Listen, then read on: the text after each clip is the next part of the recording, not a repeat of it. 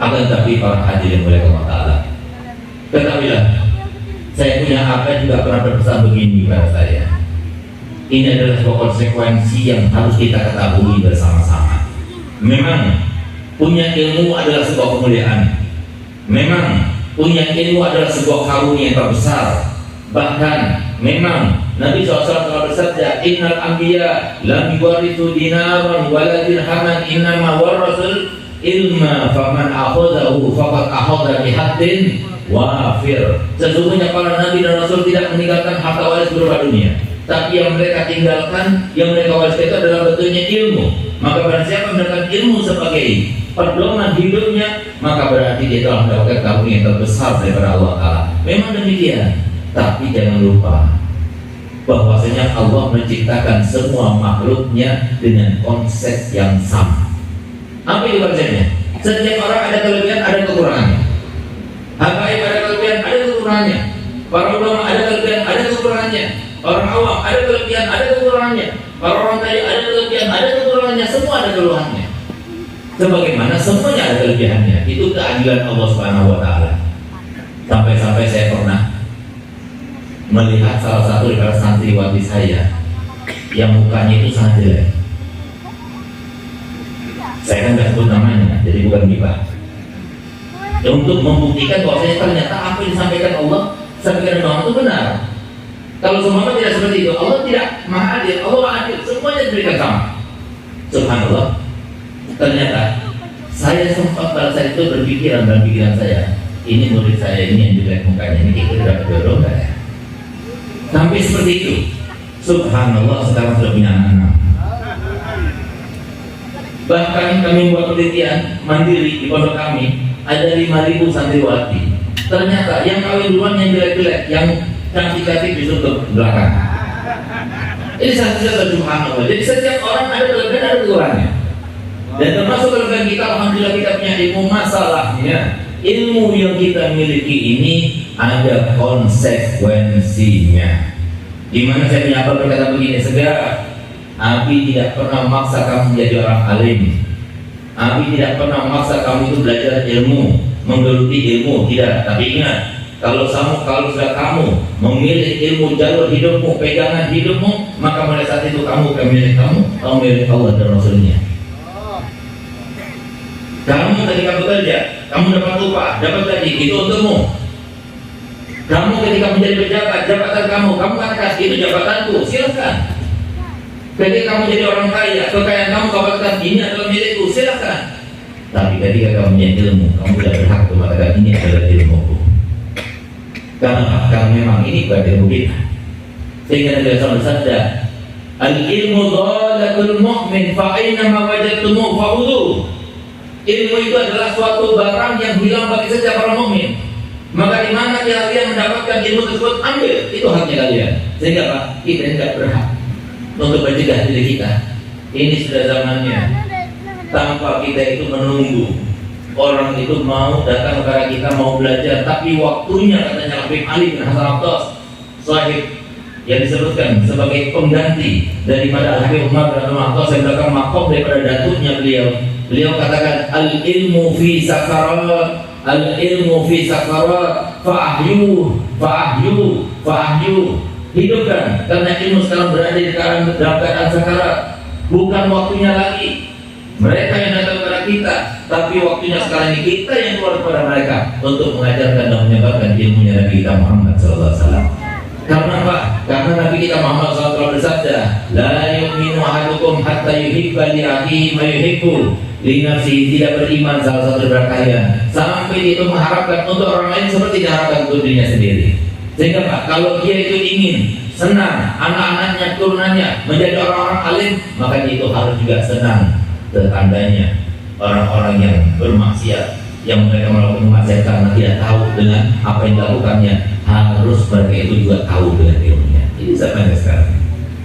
Memang alhamdulillah kita itu nikmat luar biasa. Bahkan ulama itu, sebagaimana sekarang ini kita dicari-cari, nanti di para masyarakat lebih lagi kita dicari-cari. Setelah masuk surga, lebih lagi kita dicari-cari.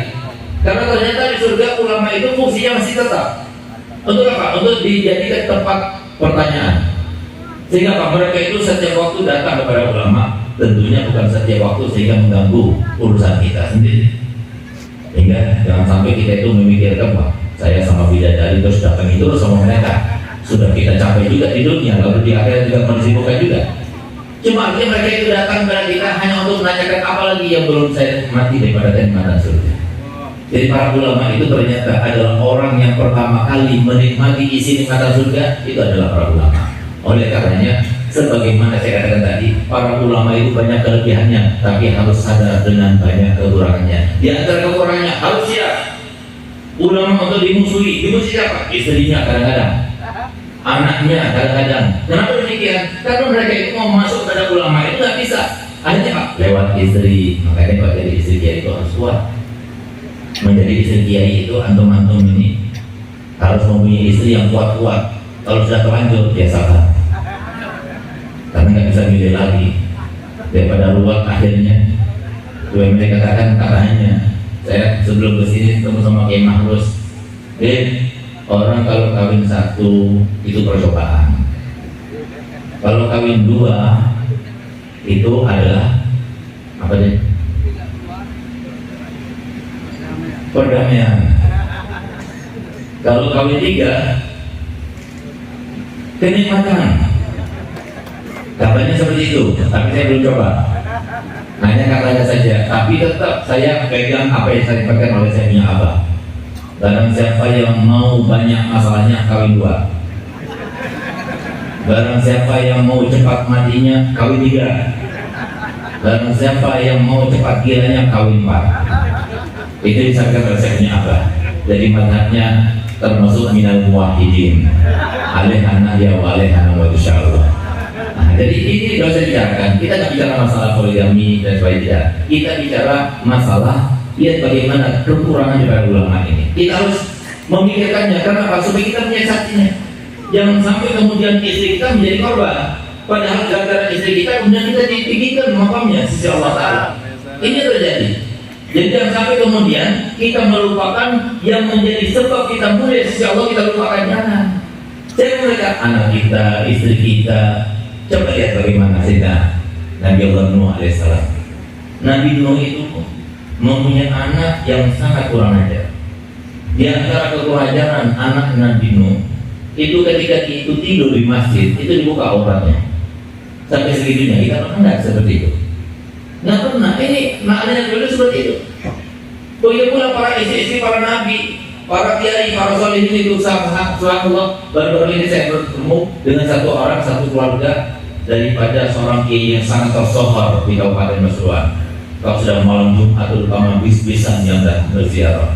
Saya mendengar sendiri dari cucunya, kakekku ini pernah tidak disapa sama istrinya selama 4 tahun. 4 tahun masih dipertahankan. Saya nggak ketemu istri 4 hari saja pusing yang luar biasa. Ini 4 tahun tapi Masya Allah masih bertahan. Kenapa? Karena dia tahu ini sebab yang mendekatkan dirinya kepada Allah, ini sebabnya dipertahankan. Man lam yashkurin nas lam yashkurillah. Nah, jadi kita harus paham. Jadi kita menjadi seorang yang alim, mempunyai ilmu, berarti kita harus siap dengan konsekuensinya. Karena Nabi sudah menjelaskan, orang tambah keimanannya, tambah keimanannya, tambah keimanannya, tambah ketakwaannya, tambah ketakwaannya, tambah ujiannya. Itu terjadi. Oleh karena itu maka di sini kita itu harus bermain seni. Dengan apa? Dengan ketentuan Allah Subhanahu wa taala. Sehingga Nabi SAW memberikan cara trik yang hebat kepada kita bagaimana cara kita itu bermain seni dengan ketentuan Allah, di mana kemudian Nabi SAW bersabda, "Kun ma'al khalqi ka'ila khalqa." Jadilah kamu itu bersama makhluk seakan tidak ada makhluk, yang ada kita dan Allah. Kalau ada kebaikan yang dilakukan oleh manusia, maka lihatlah dia ada juga yang memberikan secara hakikat itu Allah. Tapi kalau kita melihat sebuah keburukan, jangan lihat pelakunya, tapi lihat dan siapa yang menakdirkannya. Kalau kita seperti itu, maka kita akan lanjut. Tapi kalau kita kepada istri saja, kepada anak saja, kita tidak bisa melakukan semacam itu, bagaimana? Mungkin kita akan sabar dan menemui umat-umat yang lain. Memang benar. Cobaan yang paling besar itu kalau pas cobaannya itu dengan istrinya itu cobaan paling besar. Kalau boleh kita mengulang doa, ya kita berdoa semoga terjadi pada saya dan kepada kita semuanya. Tapi kalau sudah terlanjur, ya gimana lagi? Ini yang terjadi. Sehingga dikatakan oleh di dalam sebuah asar, rijalul ahyar untuk minum binisail ashrar. Banyak orang-orang yang baik itu dicobanya dengan istri tidak baik. Bukan istrinya, bukan sifat asli istrinya, tidak, tapi setannya ini mengajar nih. Oleh karena kalau kita marahin istrinya, kan saya nggak marahin kamu, marahin setanmu.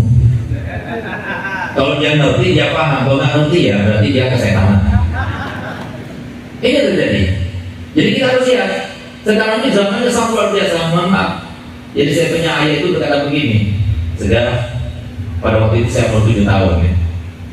Subhanallah, mungkin ada politik kasyaf begitu ya Bu ya. Saya punya abah di Pasar Baru. Waktu di becak beliau kata begini.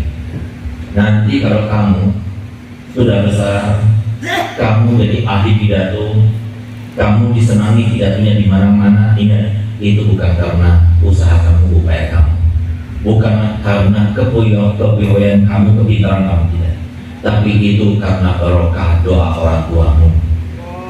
Kalau bukan, mungkin karena doa orang guru-guru kamu. Kalau bukan karena itu, mungkin karena ada sebuah amal kebaikan yang kamu lakukan sehingga Allah menerimanya dan Allah memberikan ganjaran seperti ini. Tapi bukan karena kamu. Ini salah satu yang harus kita tancapkan supaya kita selamat daripada fitnah. Sehingga saya menyapa kepada begini, kalau kita mau berdakwah dan dakwah kita diterima, lakukan 3 hal sebelum kita itu berdakwah. Yang pertama, kita pandang mereka semuanya dari ujung sampai ke ujung untuk memastikan yang kita pandang semuanya kita lebih rendah daripada kita pandang. Harus berani. Kalau kita masih menanyakan bahwa kita itu lebih baik daripada yang ada di sini, berarti dakwah kita tidak akan sampai kepada mereka. Itu yang pertama. Yang kedua, kita pandang lagi dari ujung sampai ke ujung. Untuk apa? Untuk memastikan bahwasanya apa yang kita lakukan ini harapannya adalah ya Allah, semoga dosa saya diampuni dengan apa yang saya lakukan. Ya Allah, semoga saya diberikan pahala yang banyak oleh-Mu ya Allah dengan apa yang saya lakukan. Kemudian kita lagi dari ujung ke ujung untuk apa? Memohon kepada Allah supaya Allah berikan taufik kepada saya dan kepada mereka semuanya. Saya menyampaikan begini, kalau sofana semua yang kamu dapatkan itu karena usahamu, karena upayamu, saya mau tanya, yang memberikan kamu ilmu sehingga kamu itu bisa berbicara itu siapa? Saya jawab Allah. Yang memberikan kamu kemahiran memainkan lidahmu sehingga kamu itu bisa berbicara dan bisa menjadikan manusia itu mendengar apa yang kamu ucapkan itu siapa? Saya jawab Allah. Yang memberikan kemauan taufik dan hidayah mereka mau mendengarkan apa yang kamu ucapkan itu siapa? Saya jawab Allah. Yang memberikan kamu kesehatan sehingga kamu bisa datang ke tempat itu untuk berdakwah itu siapa? Saya jawab juga Allah. Yang memberikan hidayah kepada mereka sehingga mereka berubah itu siapa? Saya jawab juga Allah. Kemudian saya menyapa balik bertanya, lalu kontribusi kamu apa? Itu yang harus kita jalani. Tanpa kita punya ilmu, tanpa harus kita merasa tidak punya apa-apa. Saya punya apa, saya masih ingat 3 hari sebelum meninggal dunia, beliau katakan kepada saya begini, Abi kayaknya nggak pernah ingat dan nggak pernah merasa Abi ini punya murid banyak, nggak pernah merasa Abi ini pernah membuat pesantren sebesar ini, nggak pernah merasa Abi menulis kitab dan sebagainya. Tapi yang Abi rasain, Abi dimanjakan oleh Allah Taala dengan kebaikan demi kebaikan. Banyak nafsu, itu yang harus kita dalami. Itu yang menjadi kekurangan kita. Kenapa kita ini sudah alim, sudah ngajar, sudah punya pondok, sudah menjadi mursyid, sudah menjadi seorang murabbi, tapi sampai sekarang kita tidak bermimpi Nabi Muhammad. Karena kita masih merasa anak. Ini harus hilang sama sekali sampai habis. Kita lihat bagaimana Habib Alwi bin Muhammad bin Thahir yang sangat terkenal, bagaimana karomah beliau dan bagaimana manaqib beliau, karena beliau salah satu yang pernah datang ke istana. Tapi datang ke istana cuma sekali saja, itu pun dengan undangan daripada Bapak Soekarno. Apa yang terjadi? Ketika terjadi pada tahun 1965 kekacauan, maka pada saat itu beliau memohon kepada ajudannya untuk cari orang yang dekat pada Allah. Maka ditunjukkanlah Habib Alwi. Maka kemudian setelah disetujui, Habib Alwi suruh datang. Akhirnya dia datang kepada Habib Alwi, diminta supaya datang ke istana karena Bapak Soekarno ingin bertemu dan berjumpa dengannya. Apa kata Habib Alwi? Mohon maaf, bukan saya tidak menghormati dan saya tidak memuliakan Bapak Presiden, tapi saya punya banyak kewajiban, banyak aktivitas. Saya tidak bisa datang. Sehingga Pak, ajudannya itu karena dekat pada para habaib, diberikan masukan. Kalau kamu ingin mengundang Habib Alwi dan Habib Alwi datang, kasih tahu, ini demi umat, ini demi kemaslahatan umat. Ketika ditanya dan disampaikan, dinyatakan oleh Bapak Soekarno bahwasanya Habib Alwi, saya memanggil antum ke istana untuk demi kemaslahatan umat, baru dia datang. Subhanallah. Kemudian diminta doa dan doakan dalam waktu 3 hari kekacauan itu habis selesai. Berkat doanya Habib Alwi. Begitu sudah selesai, seminggu kemudian Bapak Soekarno itu mengirimkan ajudannya lagi kepada Habib Alwi untuk memberikan hadiah. Satu rumah yang besar yang ada di kota di Jakarta itu diberikan kepada beliau sebagai hadiah dari Bapak Soekarno kepada Habib Alwi. Apa kata Habib Alwi? Mohon maaf, kasih kepada yang lainnya saja, tidak perlukan. Sehingga Pak, datang ajudannya kepada Pak Soekarno, beliau tidak mau. Kasih tahu, mungkin yang saya berikan hadiah ini kurang bagus, minta apa saja, sampaikan kepadanya. Kalau saya bisa, saya akan berikan. Akhirnya Pak, sampaikan, Bapak Soekarno sangat berterima kasih pada antum, dan beliau menyampaikan salam kepada antum. Antum disuruh minta apa saja, selama beliau itu bisa, dia akan laksanakan. Langsung Habib Alwi mengatakan, betul, dia mau melaksanakannya. Kalau saya minta apa-apa, berarti ya, sampaikan dulu, tanyakan dulu. Balik lagi ajudannya, Bapak Soekarno, katanya Habib Alwi, betul, Bapak kalau seumpama diminta dengan permintaan khusus, pasti akan mengabulkannya. Berarti ya, sampaikan, iya. Datang lagi ajudannya pada Habib Alwi. Begitu teman Habib Alwi berkata begini pada ajudannya, sampaikan kepada Bapak Soekarno, Habib Alwi minta kepada Bapak Soekarno mulai sekarang sampai meninggal jangan pernah mengundang saya lagi ke istana. Ini Habib Alwi yang beliau itu sudah besar makomnya, sudah menjabat sebagai rajanya wali di Indonesia pada saat itu, dibesarkan dan luar biasa makomnya di sisi Allah Ta'ala. Tapi subhanallah ketika beliau itu berjumpa dengan para anak yang sedang main kelereng itu, anak-anak itu berkata begini, ayo main kelereng, ayo duduk sama mereka, sama kami, saya sama jubahnya main kelereng. Aku sama mereka itu tidak ada bedanya. Aku sama mereka, aku sama mereka ini. Maka mereka itu patut untuk dijaga perasaannya. Lihat bagaimana ketawaduan beliau. Tidak pernah merasa diri itu ada sesuatu. Kenapa? Karena beliau itu punya ilmu dan ilmunya itu bermanfaat. Sementara kita punya ilmu yang sedikit, sudah merasa gimana, bahkan kita merupakan guru kita yang seakan-akan karena dia sudah meninggal lama, maka kita tidak menganggap anak cucunya sebagai guru kita. Bahkan nanti Imam Syafi'i mengatakan, waladu syekh, anak syekh itu adalah guru juga. Karena termasuk daripada menghormati guru, menghormati anak cucunya. Subhanallah. Tapi lihat bagaimana Habib Alwi. Ini satu contoh. Ini harus kita sikapi. Sehingga kalau seumpama kita ini tidak mendapatkan kemuliaan demi Nabi, padahal orang yang paling dicinta daripada umat Muhammad adalah ulama Nabi Muhammad. Orang yang paling disayang oleh Nabi Muhammad adalah ulama Nabi Muhammad. Kenapa? Mereka yang meneruskan perjuangan Nabi Muhammad. Tapi kalau seumpama disayang lalu kemudian tidak datangi oleh Nabi Muhammad, itu pasti ada apa-apa. Oleh karena itu, ayo sama-sama berjuang. Perjuangan kita tidak selesai sampai di sini, tapi perjuangan kita terus kita kembangkan. Apa yang bisa kita lakukan, dan ingat, apapun yang kita lakukan dengan Nabi Muhammad semuanya mudah. Tapi kalau kita melakukan untuk diri kita sendiri, bisa jadi itu tidak seperti yang kita pikirkan. Tapi kalau sudah karena Allah dan Rasulnya itu mudah. Dan itu subhanallah, saya masih teringat saya punya abah 3 hari sebelum meninggal dunia, dia katakan, karena saya punya abah ini kan kehidupannya itu sangat-sangat memiriskan hati. Hampir setiap hari utang tutup utang terus sampai mau meninggal pun itu masih ada hutangnya. Kita bayarkan seminggu setelah beliau meninggal. Apa kata beliau? Apakah kalian pikir bahwasanya nanti setelah Habib meninggal keadaan pondok ini seperti keadaan Habib sekarang ini? Satu hari pinjam uang, satu harinya lagi cari uang untuk menutupi utang yang kemana dan sebagainya. Berlihat, enggak bakal terjadi lagi. Ini semuanya untuk mengangkat derajat saya saja. Tapi nanti kalau saya sudah meninggal, orang-orang itu akan datang ke sini untuk membantu dakwah. Subhanallah. Kalau saya tidak bisa mikir, kalau seumpama kami ditinggal oleh ayah kami dan keadaan seperti keadaan ayah kami pada saat itu, mungkin kami tidak mampu. Tapi subhanallah, seperti disampaikan oleh saya punya apa, kemudahan demi kemudahan, mudah sekali, hanya bermodalkan apa?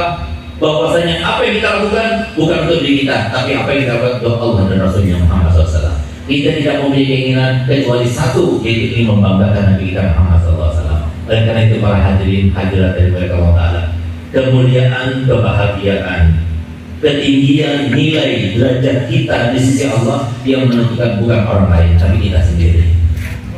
Saya pasti merasa bahwasanya antum semuanya sudah pasti tahu, banyak mengetahui, tapi yang kurang daripada kita itu adalah Allah SWT firman dalam Quran, "Fadzakir fa inna dzikra tanfa'ul mu'minin."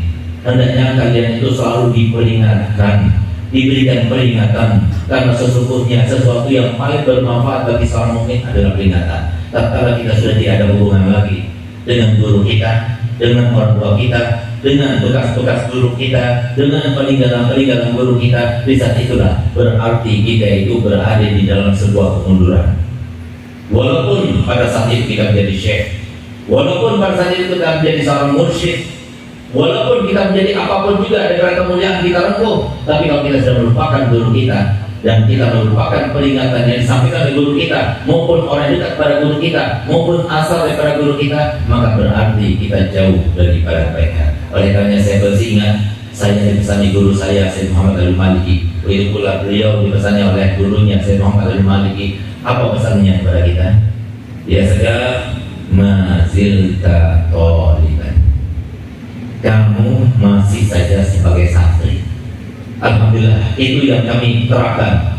Walaupun karena murid kami itu yang kami terapkan, sehingga alhamdulillah sampai sekarang saya masih main bola sama murid saya sendiri.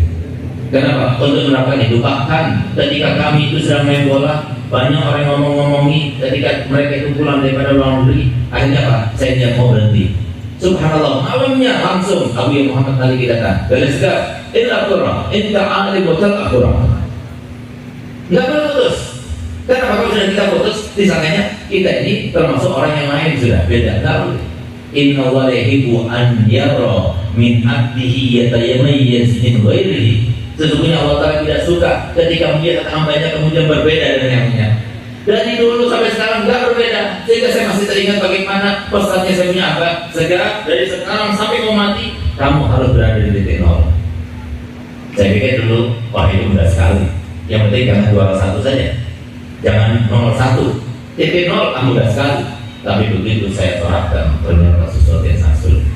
Walaupun saya sudah berubah sekarang ini, walaupun orang sudah hormat saya, walaupun orang sudah mengenal saya, walaupun saya begini, saya begitu, tapi tetap saya tidak berubah. Itu yang harus kita pertahankan. Semua yang ada pada kita kemuliaan dari Allah. Mungkin berkat orang tua kita, berkat guru kita, berkat amal kita yang diterima. Mungkin karena itulah kemudian Allah berikan pada kita. Oleh karena itu sama-sama kita ingat bahwasanya apapun yang kita miliki, semuanya itu hanya titipan.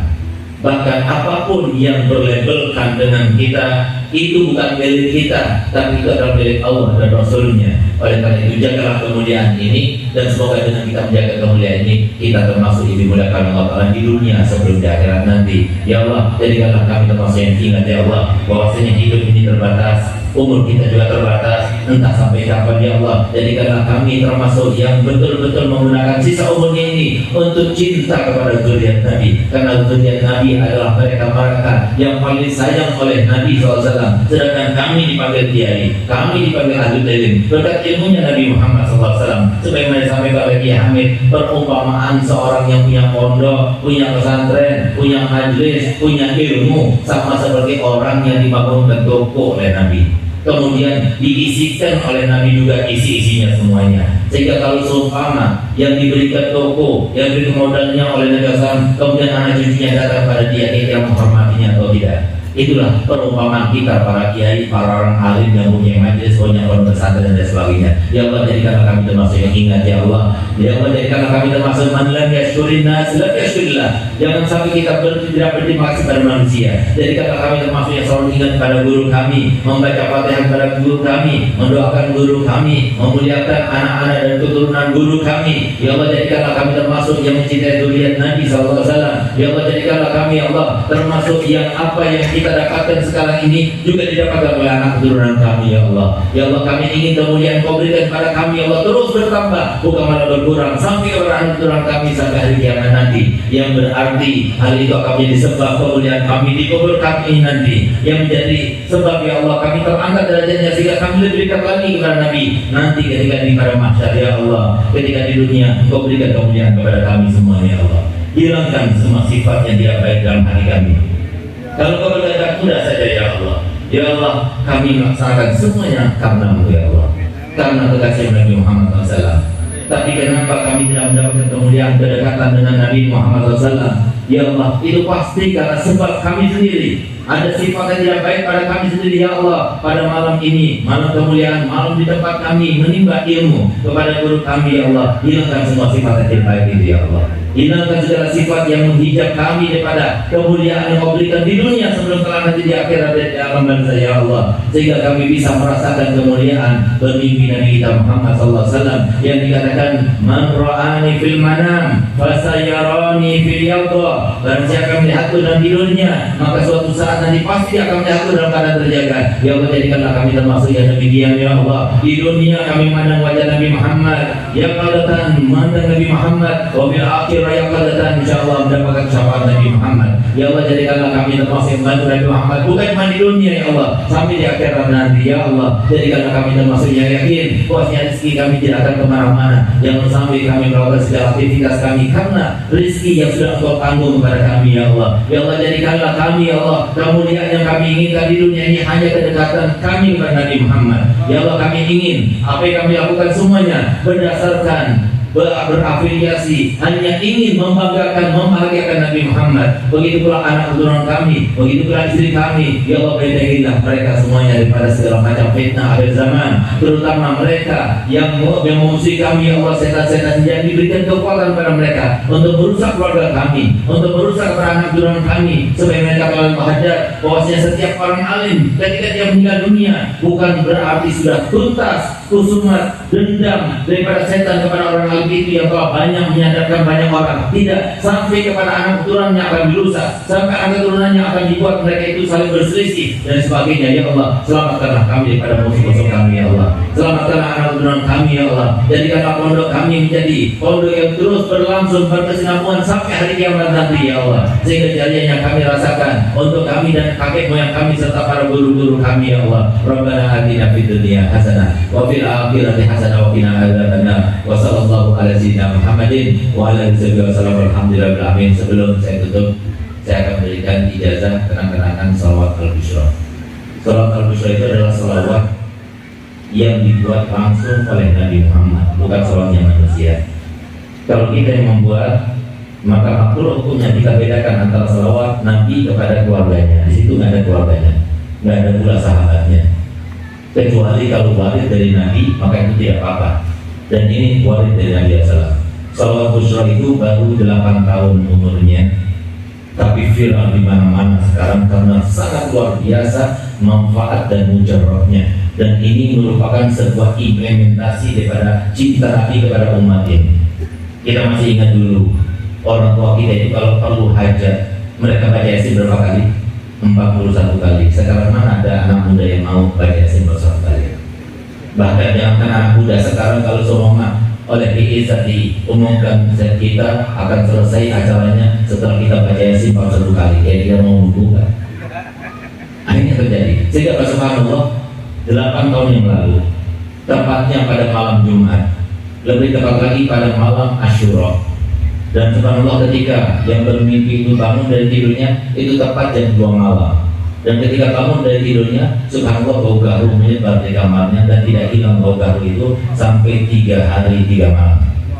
Nabi Muhammad berkata kepada yang bermimpi, barang siapa yang baca salawat busyra ini, Sehingga sholat busyra itu namanya Nabi yang memberi nama. Dan saya membaca sholat busyra ini sebanyak 41 kali habis sholat subuh, sama seperti khasiatnya orang yang baca Yasin sebanyak 41 kali dalam mengabulkan hajat, memudahkan urusan, melapangkan segala kesulitan, menggapai harapan, dan menghindarkan diri pada hal-hal yang takut dan mengkhawatirkan. Jadi sangat mujarab sekali, terutama yang punya pondok, karena kita perlu kepada pertolongan Allah SWT. Jadi alhamdulillah kalau pondoknya lagi bangun baca sholat busyra, insya Allah cepat terbangunnya. Bahkan dipraktekkan oleh masjid-masjid yang sedang bangun. Itu yang didapatkan kalau dibaca sholat busyra itu setiap kali sholat subuh di masjid itu beda dengan kalau tidak dibaca. Subhanallah, yang datang itu luar biasa. Namanya saja al-busyra, kabar gembira. Jadi sebelum saya akan terjemahkan, sebelum saya akan bacakan, saya ceritakan pada semuanya. Kita akan terjemahkan, walaupun antum tahu dengan kasarnya, mungkin dengan terjemahan itu menjadi mantap kita membatanya. Bismillahirrahmanirrahim. Allahumma sholli wa sallim, ya Allah aturkan salawat serta salam ala sayyidina Muhammadin, kepada junjungan kami Nabi Muhammad, sahibil busyra, sumber dari segala macam kebahagiaan dan kabar gembira. Salatan, soalnya aku baca ini ya Allah, maksudnya tujuannya tubasyiruna biha, engkau berikan kabar gembira kepada kami, wa ahlana, dan semua keluarga kami, wa auladana, dan semua anak keturunan kami, wa jami'a masyayikhina wa mu'allimina, dan semua guru-guru kami, wa talabatana wa talibatina. Kenapa wa talabatana wa talibatina? Di situ pun dia ditegur oleh Nabi. Apa katanya? Bukankah wa talabatina wa talibatina Rasulullah? Tidak. Wa talabatana wa talibatina. Maktub kepada jami'ah, bukan maktub kepada masyayikhina wa mu'allimina. Li ajli yatamayyaz baina al-madhhab wal masyayikhah. Kata Muhammad, supaya beda antara kedudukan guru sama kedudukan murid. Subhanallah. Tapi dalam memberikan sholawat pun diatur sedemikian rupa supaya kita itu bersopan santun kepada guru. Wa jami'a masyayikhina, dan semua guru kami, wa talabatana wa talibatina, dan semua siswa-siswi kami, santri-santriwati kami. Min yaumina hadza, dari hari ini kau bahagiakan kami, ila yaumil akhirah, sampai hari akhirat nanti. Jadi saya akan baca sebagaimana talqinkan oleh Nabi, saya akan talqinkan kepada antum. Semoga ini menjadi keberkahan bagi kita semuanya. Bismillahirrahmanirrahim. Allahumma sholli wa sallim ala sayyidina Muhammadin sahibil busyra, salatan tubasyiruna biha wa ahlana wa auladana wa jami'a masyayikhina wa muallimina wa talabatana wa talibatina min yaumina hadza ila yaumil akhirah.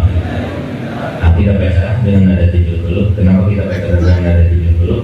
2 tahun yang lalu ada yang bermimpi Nabi Muhammad SAW baca dengan nada 70, dan Nabi SAW senang kalau dibaca dengan nada 70, rohaninya hadir.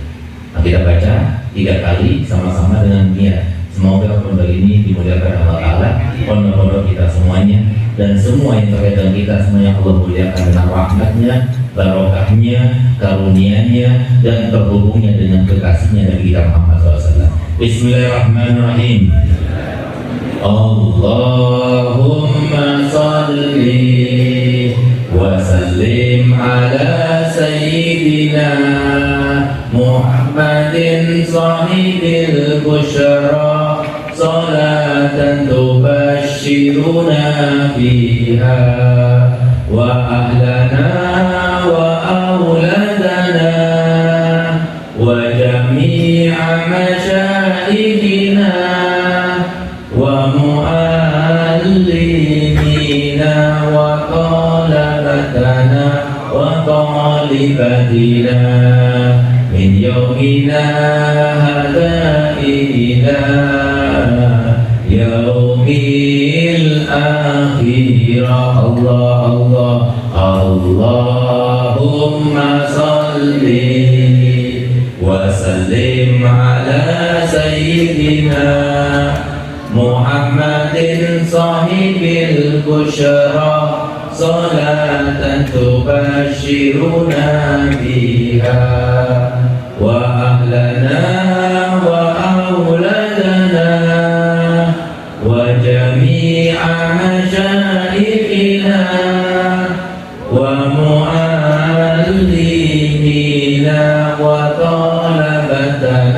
وطالبتنا من يومنا هذا إلى يوم الآخرة اللهم صل وسلم على سيدنا محمد صاحب البشرى صلاة تبشرنا بها وأهلنا وأولادنا وجميع مشايخنا ومعلمينا وطلبتنا وطالبتنا من يومنا هذا إلى يوم الآخرة. Jadi cara bacanya, habis sholat subuh itu baca 1 sampai 38 dengan bacaan biasa, nanti 39, 40, 41 dengan nada tidur dulu. Kalau kita sudah hafal 8 menit selesai. Baca Yasin 41 kali 2,5 jam baru selesai. Kemudian kalau kita punya hajat, kita baca sebanyak 121 kali, lain yang 41 habis subuh. Mujarrab sekali, terutama malam Jumat. Kalau kita ingin mimpi Nabi Muhammad SAW, sholat 2 rakaat dan keadaan suci, bersih, kemudian tidak bergerak badan kita dari mulai salam, kita baca 121 kali dengan niat. Ketika baca sholat dan tubasyiruna biha, rahasianya sholat busyrah, sholat dan tubasyiruna biha, niatnya apa? Niat dalam hati, tapi jangan niat kawin lagi, karena mujarrab itu, makanya jangan niatkan itu. Takut kasihan sama istri yang di sini. Jadi itu. Kemudian kalau nggak punya anak, itu mujarrab dibaca 21 kali ketika mau hubungan badan. Jadi ketika mau hubungan badan dibaca 21 kali, itu juga mujarrab untuk mendapatkan keturunan. Dan ini mujarrab juga 100 kalau dibaca sama istri, suaminya tak kawin lagi. 121 kali.